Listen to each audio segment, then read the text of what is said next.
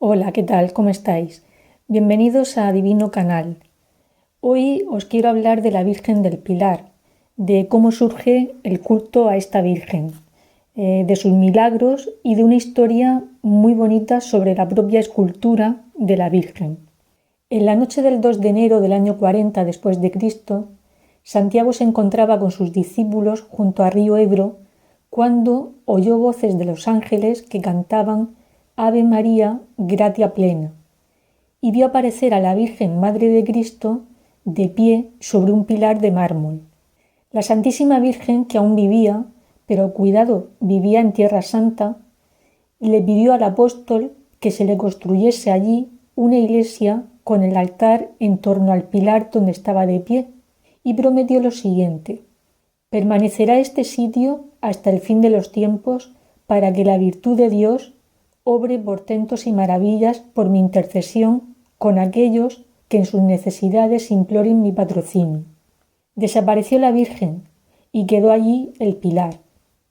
El apóstol Santiago y los 8 testigos del prodigio comenzaron inmediatamente a edificar una iglesia en aquel sitio, que es la actual ciudad de Zaragoza, y con la ayuda de los conversos la obra se puso en marcha con rapidez. Antes de que estuviese terminada la iglesia, Santiago ordenó presbítero a uno de sus discípulos para servicio de la misma. La consagró y le dio el título de Santa María del Pilar antes de regresar a Judea. Y esto es muy importante. Esta fue la primera iglesia dedicada a la Virgen Santísima. Muchos historiadores e investigadores defienden esta tradición y aducen que hay una serie de monumentos y testimonios que demuestran la existencia de una iglesia dedicada a la Virgen de Zaragoza. El más antiguo de estos testimonios es el sarcófago de Santa Engracia. Ese sarcófago se encuentra en Zaragoza desde el siglo IV, cuando la santa fue martirizada. El sarcófago representa en un bajo relieve el descenso de la Virgen de los Cielos para parecerse al apóstol Santiago. Igualmente, hacia el año 835, un monje de San Germán de París, llamado Almoino, redactó unos escritos en los que habla de la iglesia de la Virgen María de Zaragoza, donde había servido en el siglo III el gran mártir San Vicente, cuyos restos fueron depositados por el obispo de Zaragoza en la iglesia de la Virgen María. También está atestiguado que antes de la ocupación musulmana de Zaragoza, estamos hablando del año 714, había allí un templo dedicado a la Virgen. Si visitáis la Basílica del Pilar, os va a sorprender la escultura de la Virgen, porque tan solo mide 36 centímetros y medio. Está tallada en madera dorada y descansa sobre una columna de jaspe forrada de bronce y plata, y está cubierta por un manto desde los pies de la Virgen hasta la base del pilar o columna. La columna mide 1,77 metros de altura. Solamente los días 2, 12 y 20 de cada mes se puede ver la columna sin el manto. En la fachada posterior de la capilla se abre el humilladero, que es el lugar de devoción de los fieles, donde se abre un óculo para poder venerar la Santa Columna. Pero ¿cuál es el origen de la escultura de la Virgen? Se trata de una escultura de estilo gótico tardío franco-borgoñón, de hacia 1435, atribuida a Juan de la Huerta. Pero sobre la escultura de la Virgen hay más de lo que hablar. Os cuento. Dicen que en el castillo de Olite, en Navarra, en torno a 1433, la reina Doña Blanca murió víctima de una terrible enfermedad. Llevaba muerta más de 3 horas cuando, repentinamente y en presencia de todos sus familiares y cortesanos, se levantó del lecho y pronunció estas palabras: Santa María del Pilar, bendita seáis, pues me habéis guardado y tornado de muerte a vida. A continuación, relató la reina a todos los que con ella se encontraban que la Virgen del Pilar se le había aparecido en esos instantes de luz previos a la muerte, y que con voz muy dulce la señora le dijo: Sirvienta mía, doña Blanca, arrimaos a este pilar mío y tendréis salud. Y la reina prometió hacerlo viajando a Zaragoza. Doña Blanca, tras su asombrosa curación, peregrinó a Zaragoza y allí ofreció una novena a la Virgen y fundó la Orden de Nuestra Señora del Pilar, cuyo lema desde entonces es precisamente "A ti me arrimo". Al año siguiente de la curación de Doña Blanca, es decir, en 1434, se produjo un incendio que destruyó gran parte del templo. La imagen que había sobre el pilar también dicen que ardió. Fue la reina Doña Blanca, junto con el arzobispo don Dalmau de Mur y la familia zaragozana de los Torrero, quienes costearon el nuevo templo. Y también se le atribuye a Doña Blanca la orden de esculpir la actual escultura de la Virgen que se venera en la basílica. Muchos son los milagros atribuidos a la Virgen del Pilar, pero hay uno especialmente llamativo. Os voy a hablar del milagro mejor documentado de la historia del cristianismo. Es un milagro que tuvo lugar en un pueblecito llamado Calanda, en la provincia de Teruel, en España. Ese milagro tuvo lugar durante el reinado de Felipe IV. El protagonista del milagro se llamaba Miguel Joan Pellicer Blasco. Esta persona era el segundo de 8 hermanos y cuando tiene 19 años deja Calanda para irse a casa de su tío a trabajar en Castellón. Una mañana, cuando acarreaba un cargo cargado de trigo, tropieza, cae al suelo y una de las ruedas pasa por encima de su pierna derecha, con tan mala fortuna de que se le fractura la tibia. Inmediatamente lo llevan al Hospital Real de Valencia, pero Miguel pide ser ingresado en el Hospital de Gracia de Zaragoza. Cuando llega a Zaragoza, lo primero que hace es visitar a la Virgen del Pilar. Ya en el hospital, un cirujano llamado Estanga le amputa la pierna afectada. A partir de ese momento, la vida de Miguel da un vuelco. Con una pierna de palo y apoyado en una muleta, se gana la vida como buenamente puede, ayudándose también de las limosnas que recibe en la Puerta del Pilar. A pesar de su situación, Miguel no pierde su devoción y cada día oye misa en la Santa Capilla. Miguel era hombre de costumbres y de fe, y cada tarde untaba su muñón con el aceite de las lámparas de la Virgen del Pilar. Era la manera que tenía de aliviar su dolor. Pasan 2 años y Miguel decide volver a su tierra natal, a Calanda. Allí vivirá junto a sus padres y hermanas. Nos trasladamos a la noche del 29 de marzo de 1640. Miguel vive una intensa jornada de trabajo.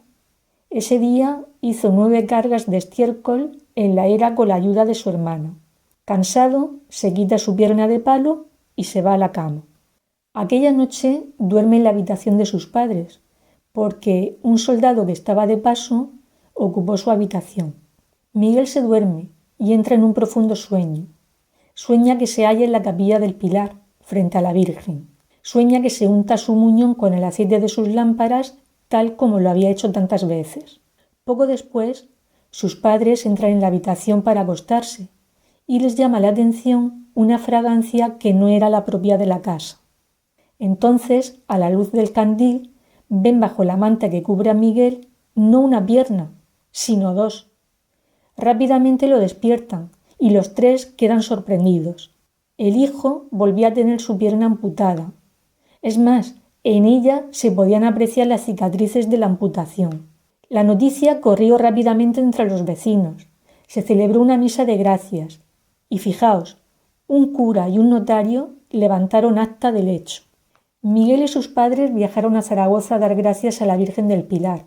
Fue proclamado milagro el 27 de abril de 1641, después de un proceso en el que intervinieron 3 jueces y fueron interrogados 25 testigos, entre ellos el cirujano Estanga, que fue quien le amputó la pierna, y su ayudante.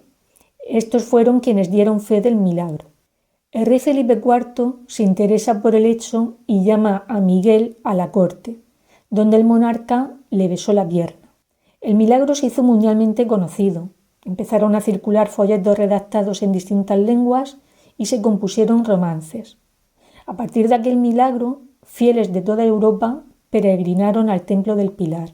A título informativo, deciros que en Calanda se levantó otro templo a la Virgen del Pilar, justo en el lugar donde se encontraba la habitación donde sucedió el milagro. En Calanda también existe la Casa Museo de Miguel Pellicer y en esa Casa Museo se rememora aquel milagro.